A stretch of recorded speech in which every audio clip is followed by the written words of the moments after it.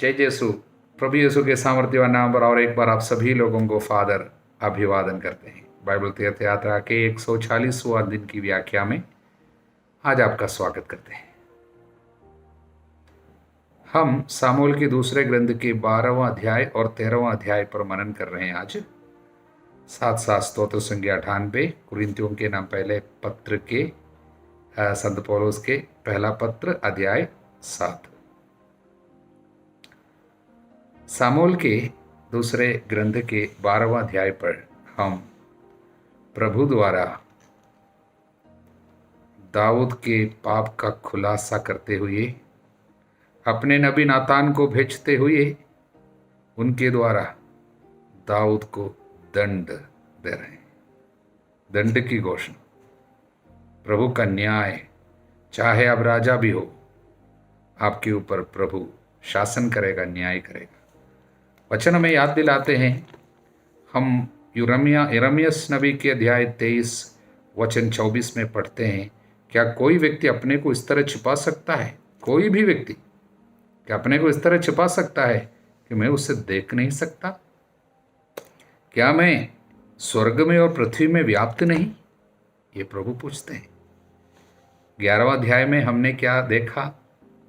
दाऊद ने पाप किया और उस पाप को छुपाने हेतु उस स्त्री के पति को मरवा डाला और उसके बाद उसकी विधवा से ब्याह करके अपना कर रखा है। सोचता है किसी को पता नहीं, और अपनी बहादुरी पे वो सोचता है मैं सब कुछ बढ़िया से किया। लेकिन अचानक उनके सामने नबी आए और नबी ने एक सुंदर घटना उनके सामने प्रस्तुत किया। हम देखिए, एक सुंदर दृष्टांत है, मानो एक घटना की तरह सामने रखें। एक नगर में दो व्यक्ति रहते थे, धनी और दरिद्र। धनी के पास काफ़ी भेड़ बकरियां, लेकिन दरिद्र के पास केवल एक भेड़ थी। और जब धनी के पास एक दिन अतिथि आए तो अपने यहाँ पर जितने भेड़ बकरियां हैं उन्हें सब छोड़कर गरीब के पास जो भेड़ थी उसको छीन लिया, उसे पकाकर अपने अतिथि के लिए भोजन का प्रबंध किया। जैसे सुना, न्याय की भावना जो है दाऊद के अंदर, राजा के अंदर, वो बाहर आया। वो तुरंत घोषणा की, कोई भी हो मनुष्य, उसको मरना ही होगा। अभी अभी आपने जिसके बारे में बोला उसको मरना ही होगा। और आगे क्या कहा?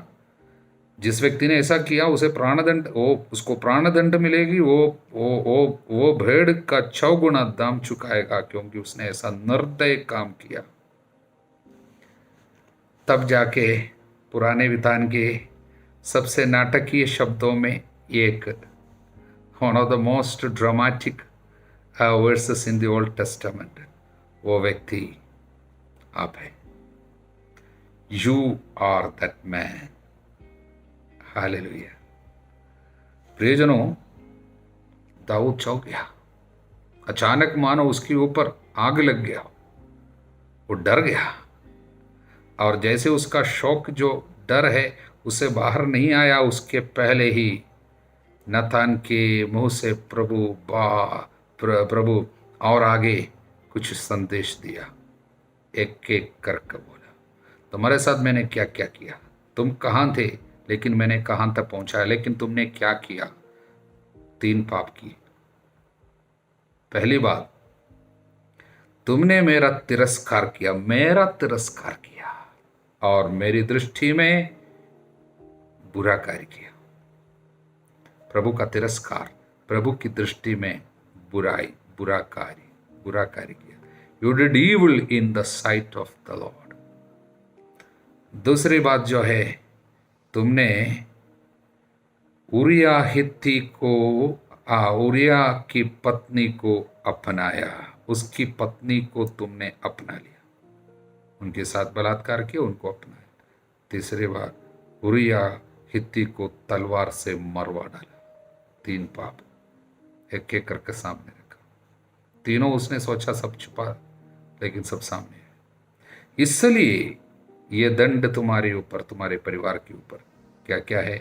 पहला, मैं तुम्हारे परिवार से तुम्हारे विरुद्ध बुराई उत्पन्न होगी। प्रभु कहता तुम्हारे परिवार से तुम्हारे खिलाफ बुराई, from your own house evil will come against you. तुमने प्रभु के साथ बुराई की।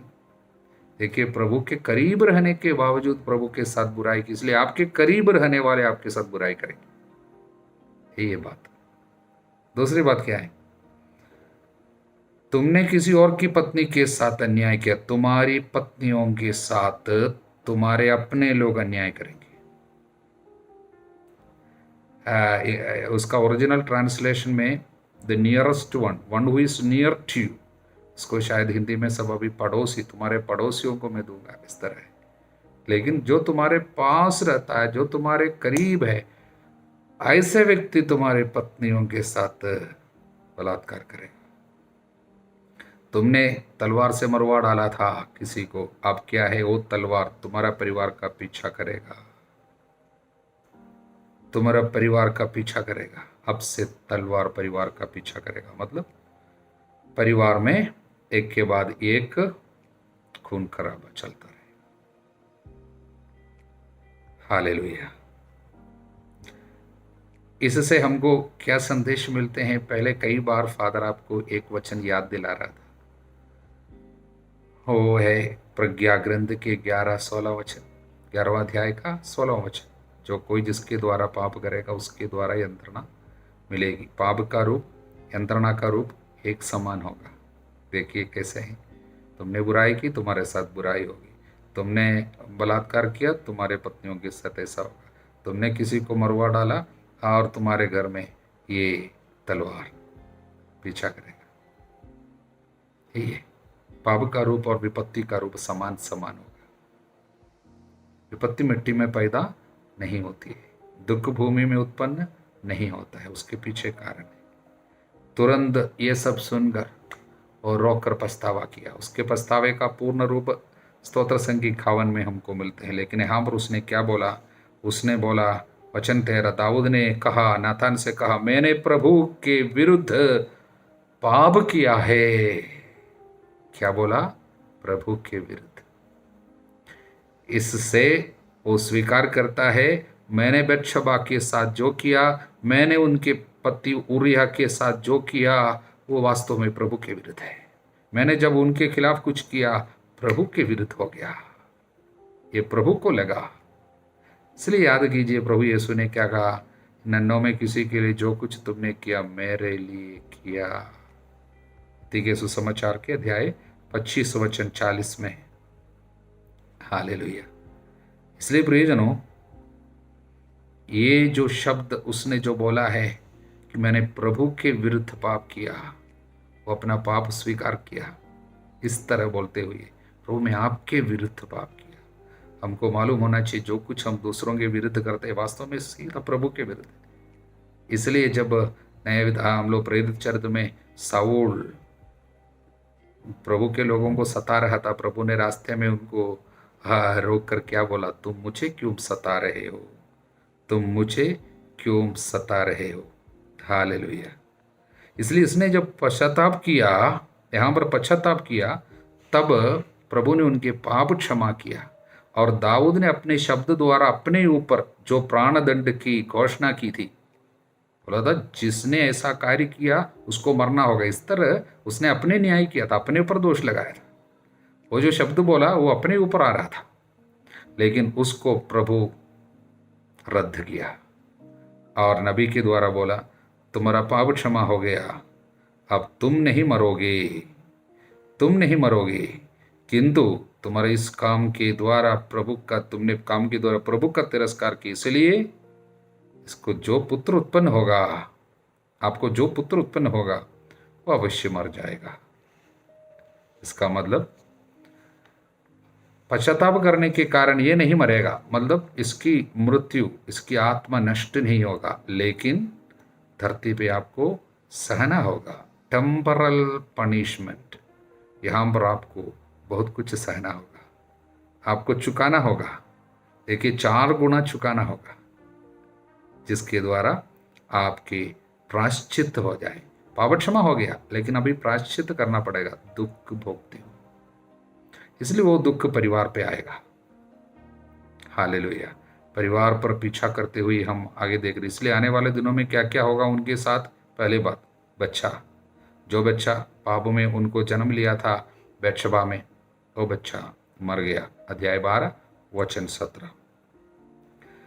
उससे बच्चे की मृत्यु के द्वारा किसको सबसे ज्यादा दुख हो रहे? या दाऊद बहुत दुखी हो गया, तो वो दुख से होकर उनको जाना पड़ेगा। दूसरी बात, उनके बेटी का नाम तामार, उसके एक बेटा अम्नोन बलात्कार किया। 13वां अध्याय के 14वां वचन पर हमने देखा, भाई बहन को बलात्कार किया। दाऊद को जब पता चलता है मेरी बेटी का बलात्कार हो चुका है, वो भी मेरे बेटे के द्वारा, कितना दर्द होगा उसका। ये कहां से आया? उनके पाप का दर्द, पाप से आए हुए दंड है वो दर्द, यहां से आए, उसका प्यूरिफिकेशन में सहायता करेगा। इनको चुकाना पड़ता है। और तीसरी बात क्या है, वो जिसने ये कार्य किया, अम्नोन उसका नाम है, उसको उसका भाई दाऊद का दूसरा एक बेटा अब्सलोम मरवा डाला। अध्याय 13 वचन 28 में। बैठे लोगों में जब खून खराबा चलता है, देखिए कितना दर्द होगा दाऊद को। वो कहां से आता है? ये पाप से आया दर्द। हालेलुया। और उसके बाद क्या है, हम पढ़ते हैं कि 16वां अध्याय के 22वां वचन में आगे हम पढ़ेंगे कि अब्सलोम दाऊद के उपनारियों के साथ बलात्कार करता है, वो भी खुले आम, पब्लिकली। वो भी कहाँ पर है? छत के ऊपर, राजा के महल के छत के ऊपर जगह बनाया, वहां पर पत्नियों के साथ बलात्कार किया। जो दाऊद ने चोरी छुपके किया था, अब खुला किया, यहाँ पर पब्लिकली खुले आम किया। हालेलुया। वो भी जुड़ी हुई बात है। और दूसरी बात हम क्या देखते हैं कि दूसरा एक बेटा है, उसका नाम अदोनिया। ओ दाऊद की दूसरी एक उपनारी अभिषा करके उनसे शादी, उनको अपनाना चाहता है। बाद में हम उसको राजाओं के अगले पहले पुस्तक के दूसरे अध्याय में उसके विषय में हम पढ़ेंगे। और दाऊद का बेटा अब्सलोम, अदोनिया, ये सब मारे जाते हैं, ये सब होते हैं। वो कहाँ पर? अध्याय 18 वचन 15 में, और राजाओं का पहला पुस्तक अध्याय 2 वचन 25 में, दोनों की मृत्यु। और उसके बाद दाऊद को स्वयं कितने तकलीफ से होकर घर छोड़कर, महल छोड़कर भागना पड़ रहे हैं। महल छोड़कर वो भागा। वो 15वां अध्याय के 30वां वचन में हम इस तरह पढ़ते हैं, दाऊद को जाना पड़ा अपने बेटे के कारण। दाऊद रोते हुए जैतून पहाड़ पर चढ़ा, माने महल छोड़कर भाग रहा। उसका सिर ढका हुआ था, उसके पैर नंगे थे, यानी पाँव में कुछ जूता भी नहीं था। इस तरह सब छोड़कर भागना पड़ा। ये सब क्या दर्शाता है? जो आग, वासना का आग उसके अंदर जागा था उस पाप के दौरान, वो आग आज कहाँ कहाँ कितने लोगों को, कितने क्या क्या चीज़ों को भस्म करता है। दाऊद के अंदर जो आनंद थी, शांति थी, उसको सब नष्ट किया। अनेक लोगों को, माने महल में, उनके परिवार में और देश में, इसके कारण अनेक लोगों की हत्या हो रही है।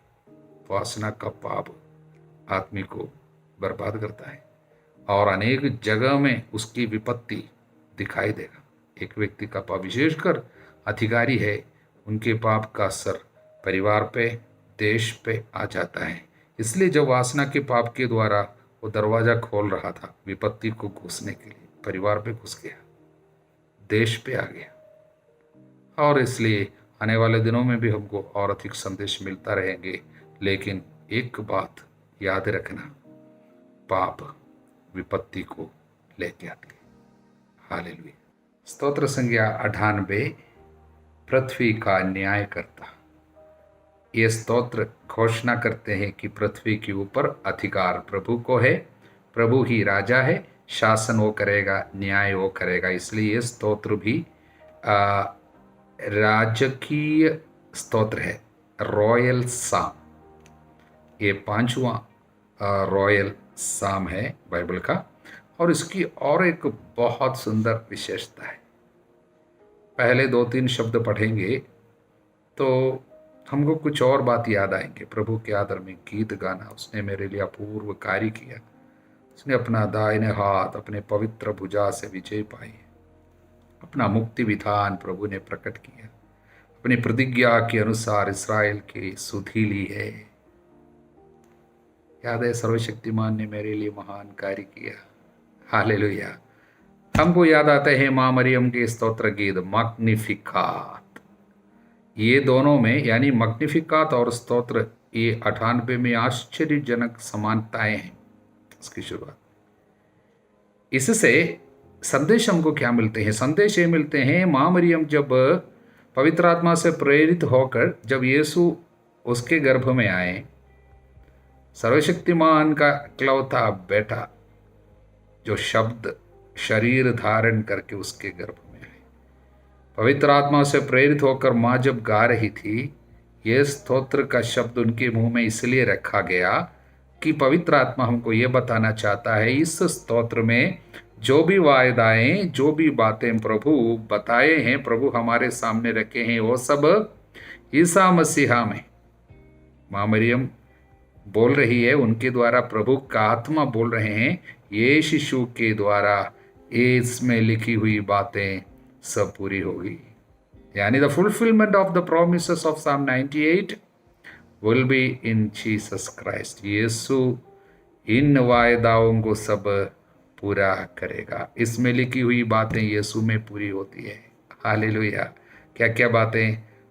सर्वशक्तिमान उसकी पवित्र भुजा ने विजय पाई है। ईश्वर विजय यीशु के द्वारा शत्रु के ऊपर पाए।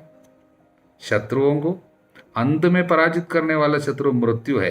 किसने पराजित किया? पिता ने यीशु के द्वारा मृत्यु को पराजित किया, शैतान को पराजित किया, पाप को पराजित किया।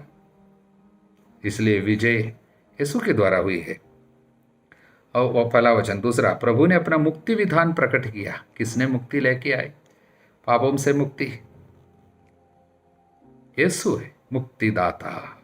इसलिए मुक्ति विधान यीशु के द्वारा पिता ने प्रकट की है। राष्ट्रों के लिए अपना न्याय प्रदर्शित किया। किसने? सच्चा न्याय। ईश्वर के राज्य का एक विशेषता है, राज्य की एक विशेषता न्याय, शांति। पवित्र आत्मा द्वारा प्रदत्त आनंद, ये न्याय किसने लाया? ईसा मसीहा ने लाया। इसलिए न्याय की घोषणा लोगों के सामने यीशु के द्वारा प्रकट किया गया। और 3 में, इज़राइल के घराने की सुतीली प्रतिज्ञा के अनुसार, जो भी प्रतिज्ञा प्रेम से प्रेरित होकर पिता ने इज़राइल को किया था, इस्राएलियों से की थी, उसको सब उनकी पूर्णता किस में है? यीशु में। सारी प्रतिज्ञाएं यीशु में पूरी हुई है।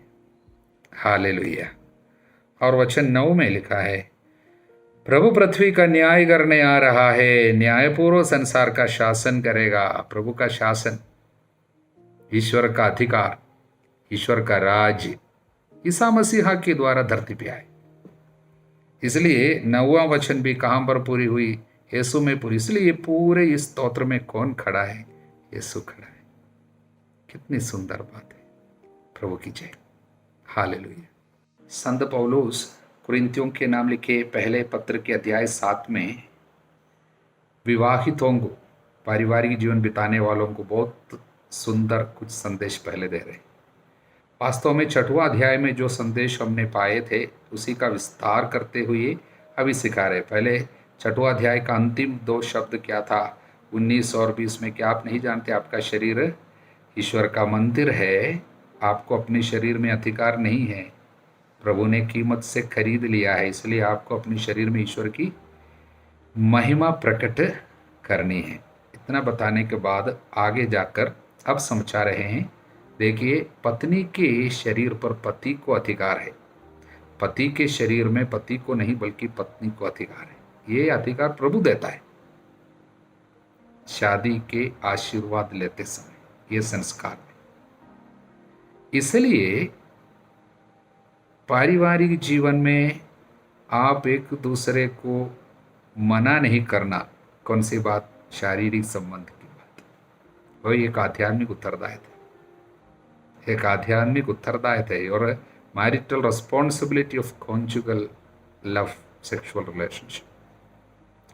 कुछ लोग बड़े भक्ति के नाम से ये सोच रखते हैं कि ये शारीरिक संबंध अच्छा नहीं है, वो खराब चीज़ है, इसलिए नहीं करेगा। हमारा 2-3 बच्चे सब है, अभी नहीं करेगा। इस तरह सोचना ईश्वर की इच्छा के खिलाफ है, क्योंकि पारिवारिक जीवन में सच्चे समर्पण का, सच्चे प्यार का एक सुंदर प्रकटन है ये सेक्सुअल रिलेशनशिप, शारीरिक संबंध बनाना। इसलिए उससे आपको मतलब एक दूसरे को मना नहीं करना है, पीछे नहीं हटना है। ये आध्यात्मिक जीवन में मदद ही करते हैं। लेकिन प्रार्थना के लिए आप कुछ फैसला ले रहे हैं, हम परहेज करेंगे दोनों मिलकर कुछ समय के लिए, अच्छी बात है। दूसरी बात जो है, हर प्रकार के शादी के रिश्ते में परित्याग करना, अलग होना, तलाक देना, संत पौलुस इसका विरोध करते हैं। भले ही भक्ति के नाम से हो, जीवन साथी अविश्वासी है, जीवन साथी अच्छा आचरण नहीं करता, जीवन साथी शायद पाप करता रहता है, इसलिए हम छोड़ देगा, नहीं छोड़ना। क्यों नहीं छोड़ना? कारण वचन 14, क्योंकि विश्वास नहीं करने वाला पति अपनी पत्नी द्वारा पवित्र किया गया है, विश्वास नहीं करने वाली पत्नी अपने मसीही पति द्वारा पवित्र की गई है। आपका विश्वास जीवन साथी को पवित्र करेगा। हाँ, विश्वास कीजिए, आपके विश्वास के द्वारा उसकी मुक्ति हो जाएगी। ये विश्वास प्रभु आपको दिलाना चाहता है। पवित्र आत्मा संत पौलुस के द्वारा हमको ये विश्वास दिला रहे हैं, जीवन साथी पाप में रहने के बावजूद उनको छोड़ना नहीं, साथ देना, क्योंकि आपका विश्वास काफ़ी है। भले ही वो व्यक्ति पाप करते मरे, आपके विश्वास के कारण उसकी मुक्ति हो जाएगी, वो नहीं मरेगा, यानी उसकी आत्मा नष्ट नहीं होगी। एक बहुत सुंदर विश्वास, बहुत सुंदर एक आध्यात्मिक भरोसा हमको दिलाती है। हालेलुया। अगला फिर क्या है? अविवाहित लोगों के लिए, विधवाओं के लिए और समर्पित लोगों के लिए। वो बोल रहे हैं समर्पित जीवन यानी प्रभु के लिए अपने जीवन को पूर्ण रूप से समर्पित करना। ये बहुत सराहनीय कार्य है। Is encouraging, especially consecrated virginity, समर्पित जीवन। कोई भी व्यक्ति एक ग्रुप में समर्पण का जीवन बिताता हुआ अकेले, शायद विधवा होने के बाद, जीवन साथी मरने के बाद अपना जीवन अकेले में समर्पित करना प्रभु के लिए, ये क्यों है? क्योंकि 35वां वचन में आप लोगों की भलाई के लिए कह रहा हूँ, मैं आपकी स्वतंत्रता पर रोक लगाना नहीं चाहता। मैं तो आप लोगों के सामने प्रभु की अनन्य भक्ति का आदर्श रख रहा। अनन्य भक्ति मतलब कोई भी चीज़ आपको प्रभु के प्रति आपकी भक्ति में रोक लगाने वाले नहीं, बीच में कोई बाधा बनकर नहीं। पति पत्नी के जीवन में भी कितनी बातें आपको देखना पड़ता है, कितना उत्तरदायित्व है, लेकिन यहाँ पर आप पूर्णतः प्रभु का कार्य कर सकेगा, इसलिए वो सुंदर है। अंत में और एक कार्य वो हमको बताते हैं। वो बोल रहे हैं ये जो दुनिया आज हम देखते हैं उसी तरह नहीं रहेगा, ज़्यादा समय समाप्त हो रही है, उसका स्वभाव बदल रहा है। इसलिए आप सभी लोगों को एक पुण्य अपनाना चाहिए, एक गुण। वो गुण का नाम है मानव गुण। हालेलुया। आस्दो क्वालिटी। काफ़ी साल पहले जब हम सेमिनारी में रहता था न्यूशेट में, उस समय हमारा गुरु फादर ने इसके विषय में सिखाया मुझे, तब से याद है। आस्दो क्वालिटी वो क्या है? वो ये है, वचन 29 से 29 से, भाइयों मैं आप लोगों से कहता हूँ समय थोड़ा ही रह गया, अब से जो विवाहित है वे इस तरह रहे मानो विवाहित नहीं हो, जो रोते हैं मानो रोते नहीं हो, मानो आज दो रोते ना, जो आनंद मनाते मानो आनंद नहीं मनाते हो, जो खरीद लेते हैं मानो उसके पास कुछ नहीं हो, जो इस दुनिया की चीज़ों का उपभोग करते हैं मानो उनका उपभोग नहीं करते हो, क्योंकि जो दुनिया हम देखते हैं वो समाप्त हो जाती है। क्या है? आज दो क्वालिटी। हालेलुया। मतलब किसी भी चीज में जरूरत से ज्यादा लगाव नहीं, मतलब यही है। प्रभु में आनंद मनाना, अन्य किसी भी चीज पर जरूरत से ज्यादा अटैचमेंट नहीं चाहिए। ए होली डिटैचमेंट। हालेलुया। किसी भी चीज पे आपको फंसना नहीं है, उसके ऊपर प्रभु की सोच, स्वर्ग की सोच, धरती की नहीं, ऊपर की चीजों की खोज किया करो। कोलोसियों के अध्याय 3 वचन 2। यही है मतलब आज दो क्वालिटी। यहां पर कुछ करते हैं फिर भी उसके परे है हमारा सोच। प्रभु के प्रति हमारी रिश्ता सबसे महत्वपूर्ण है, उसमें कोई बाधा नहीं आनी चाहिए। प्रभु को जीवन का आनंद का स्रोत तो मानना। आनंद का स्रोत बच्चे नहीं, जीवन साथी नहीं, पैसा नहीं, बिजनेस नहीं, गाड़ी नहीं, घर नहीं। आनंद का स्रोत प्रभु, ईश्वर का राज, उसकी खोज किया करे सबसे पहले, बाकी सब प्रभु हमको देता है। हालेलुया। प्रभु आप सभी लोगों को आध्यात्मिक वरदानों से भर दे। आप सदा सर्वदा अनंत काल तक